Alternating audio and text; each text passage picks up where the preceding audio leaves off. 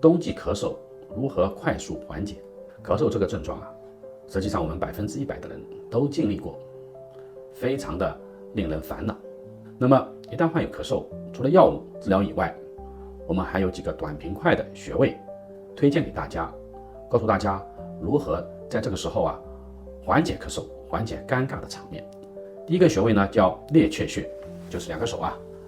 两手相握，食指碰到的桡骨茎突处，这个穴位呢叫列缺穴，就是你用大拇指啊按上去比较酸胀，那么你就不断的去按摩，轻轻的按摩，同时深呼吸。因为肺部所有的疾病我们都要配合呼吸，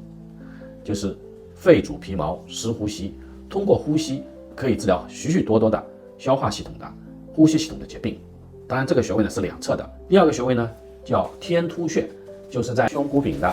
顶端一个凹陷的地方，你可以喝一口温水，轻轻的深呼吸，同时按摩，这个叫天突穴。第三个穴位呢也是在手上，叫鱼际穴。